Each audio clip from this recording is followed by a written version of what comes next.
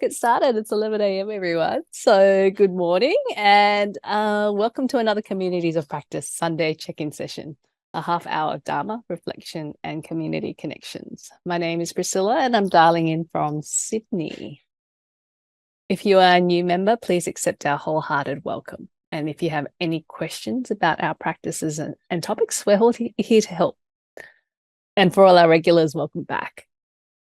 It is customary in Australia to begin any meeting by acknowledging the traditional owners of our land. So in the spirit of reconciliation, I would like to acknowledge the traditional custodians of the land on which we walk, study and reside, the Wodi people of the Darrell Nation. And I pay my respects to elders past, present and emerging. I also pay my respects to the traditional custodians of the various lands on which you all are. The check-in sessions have been developed by our Communities of Practice team and the entire community. These sessions aim to develop a reflective practice in response to changes. Guided by humanistic Buddhism, we would like to cultivate our practice and build memorable friendships. For the months of February and March, we have been commemorating the legacy of the late Venerable Master Hsing Yun with memories and stories of his life and teachings. Today, we invite Stacey Wang to present the last session of the series. Stacey has a Master's of Applied Buddhist Studies from Nantin Institute and is a quietly dedicated volunteer and friend to many, including me, over so many years. It is our delight to have her here to present today. Please welcome Stacey or Venerable Joey first. Thank you, Priscilla, for hosting today's session, and thank you to everyone for being here on Easter Sunday. It's a beautiful day here in Wollongong, and I hope it is too wherever you are. So let's begin our session with some quiet. Wherever you are, gently close your eyes. Breathe. Feel the inflow of nice, beautiful, nourishing air, and the outflow of warm air from your nostrils.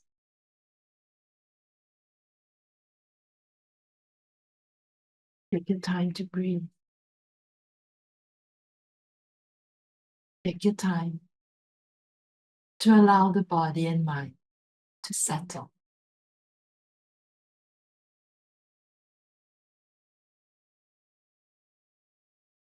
Gently straighten the body, sitting tall or standing tall. Relax. Allow the breath to nourish the body. Center ourselves. Let's continue just breathing naturally for the next 1 minute.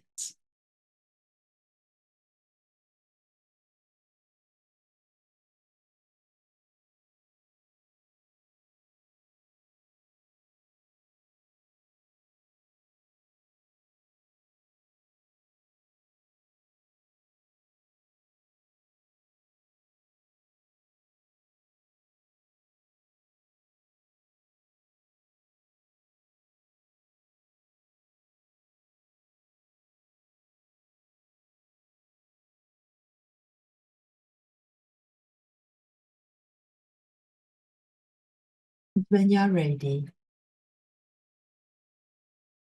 I invite you to bring your attention to your eyes and gently open your eyes to this beautiful Zoom session on an Easter Sunday. I have the pleasure now to present to you Stacey Yun. Thank you, Venerable Joey, and very good morning, everyone. Thank you for joining us on this very beautiful Easter Sunday. My topic is on inspiration, a topic which I would like to use to commemorate Venerable Master Hsing Yun, because for myself and many of us, he's a master who opens a world of wonder and joy. Next slide, please. Okay, and the reasons I will use a case study to illustrate what this means for me and for many of us who have had the opportunity to be involved in Buddha's birthday, which we are celebrating right now over here in Australia at the Nantian Temple in Wollongong. So back then in 1954, he pioneered a stage play on the birth and life of the Buddha. He had a countrywide procession featuring Buddha statues, Western and Chinese music bands, acrobatic troupe, and even fireworks in 1957. And that's probably even before some of us are born. There was a parade of 100 floral floats a year after that.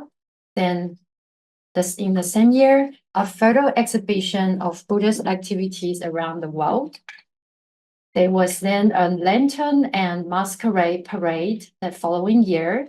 And in 1961, he started the Buddhist Birthday Festival and radio live broadcast of the event in Taiwan. Then that was followed by Buddhist Birthday Special Exhibition in 1993. Then in 1999, Buddha's birthday becomes an official national holiday in Taiwan, which was the first ever in history in Taiwan. And in 2009, Buddha's birthday and Mother's Day celebration was held in front of the presidential office in Taiwan for 7 consecutive years, where millions of people joined and live broadcasting was done. Next slide, please.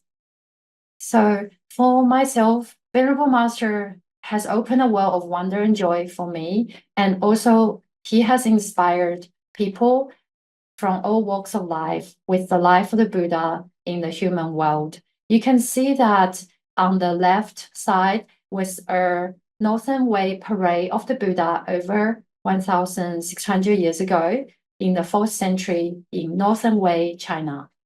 And back then, there was acrobatic performances, dancers, music, a huge parade of Buddha statues from Buddha statues from over 100 Buddhist temples in the city, and that was paraded together with a carriage which had reenactment of the birth story of the Buddha with the 9 dragons spitting out water to bathe the baby Buddha. And over on the right-hand side, in 1957, in Yilan, Taiwan, where Master started his propagation, you can see that the same carriage, or the carriage with the Buddha on the carriage, was paraded in Yilan, and almost everyone in the Yilan County joined in the parade. So you can see the very grand parade that reenacted what happened 15 or 1600 years ago. And that was Master with all the volunteers and the people in the parade. Next slide, please. And this is what Master has done for myself and a group of volunteers who were involved in the Buddha's Birthday Education Project. From the Master's opening a world of wonder and joy, and transmitting that to one of his disciples called Venerable Wei, whom has collaborated and co-created this parade, or this beautiful reenactment of the Northern Way Buddha's birthday, using a project called Buddha's Birthday Education Project. And in the photo, you can see many of the volunteers, as well as many whom I didn't have a time to put their photos in this slide, so I apologize for that. But it was from there that we opened another world of joy and wonder in Australia, USA. I think we had one in Malaysia, and as well as in Taiwan. And on the right is Professor Lancaster, Louis Lancaster, who was the supervisor of Venerable Dr. Wei in this book called Parading the Buddha. And in the book, there was a mention of a carriage which was paraded back then in Northern Wei, China, at one of the earliest Buddha's birthday celebration. And so next slide, you can see that, before that, I wanted to say that this was a carriage, that the side view of the carriage, and that was done by an artist based on this paragraph of description about the carriage back then, more than 1,000 years ago, where they have used solar power to run the carriage down the main city. So from there, we got an animator to create an animation of the actual carriage. And this would have been what the carriage looked like more than 1,000 years ago, with solar-powered engineering. And you can see that there are 9 dragons on the top that were supposed to spit out water to bathe the baby Buddha. And you may wonder, what is a baby Buddha? Well, this is going to be an actual Buddha statue, and then the animation will be layered over the actual Buddha statue as a virtual reality exhibition. So next slide, please. Yeah, so what I wanted to say was, for myself and the volunteers who have co-created this Buddha's birthday celebration, it has opened a new world that make us wonder, make us joyful, and make us hopeful. And the list does not end. The list goes on for all the volunteers who were part of this celebration, and we are able to carry it on from the master, from Venerable Jiewei, from Dr. Lewis and Custer, to continue this world of wonder and keep us spreading. And lastly, I want to say, from a quote from Venerable Master, that the true meaning of humanistic Buddhism is what the Buddha teaches, what people want, what is purifying, what is good and beautiful. And Venerable Master's lifelong effort is to propagate the Dharma, to actualize Buddhism in the human realm, so to make people's life fulfilling, families happy, and foster harmony in the spiritual, mental, and interpersonal realms. Therefore, humanistic Buddhism begins with the cultivation of oneself. Only then can be fully realized in the human realm.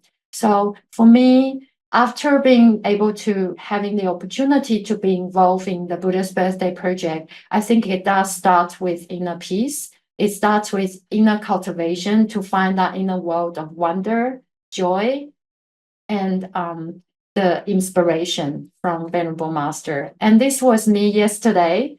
And after this session, I'm about to go back to my next session. And I'm hoping to welcome more children to the world of joy and wonder and inspiration that has been passed on from Venerable Master to myself and many other volunteers. So with that, I'd like to thank everybody for your attention.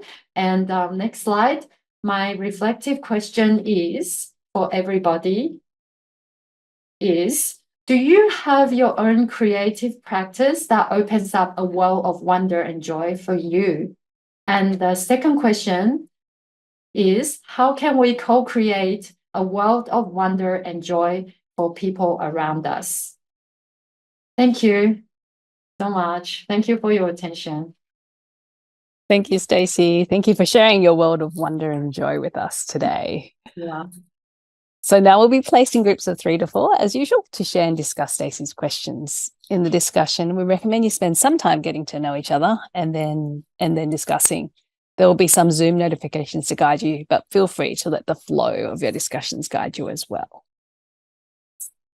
Our sessions are guided by metta, which is unconditional love and kindness for all living beings. Let's use these breakout sessions to express and receive loving kindness to and from one another. Take time to pause, share, and listen. We'll also ask you to share some of your findings with a larger group at the end of the breakout discussion. But for now, let's go to our breakout rooms. See you all back in 15 minutes. Welcome back. So hope you all enjoyed the breakout rooms. We'll just ask for a few comments in the chat box if that's okay. But we're running a little bit short of time, so we'll just say a couple and then go back to the PowerPoint and we can share more at the end of the session. We've got Liam, so Liam is one of my very creative friends, Liam. So creativity doesn't necessarily need to be art or music. It can be any form of bringing something into existence. Better we make it something good for everyone. Thank you, Liam. So we spoke about that too, I guess. So bringing something into existence and how even creating communities is a form of creation. And Stacey's question was, how do we co-create? And in our group, we really spoke about how creativity is a team effort, a community effort, and that's what's echoed in what Len said as well, where the theme seems to be connection. So I'll just finish up there. Keep typing in the chat box, everyone, and the poster team will keep going and make posters to share with the wider community. So we really hope the check-in session was helpful to you, and we hope you experienced the unconditional love and compassion of this community.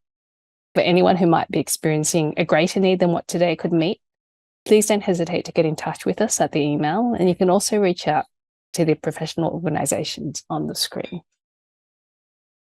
So big thank you to all the facilitators who shared their learnings and inspirations from the Venerable Master over the past 2 months. We learned so much about him, but also about the wisdom and generosity of you all. So next week, we introduce a new series from the authors of the 2023 book, Cultivating Compassion, Going Beyond Crises. Each author will present a chapter, bringing to us the distillation of their years of wisdom, rigorous study and reflection.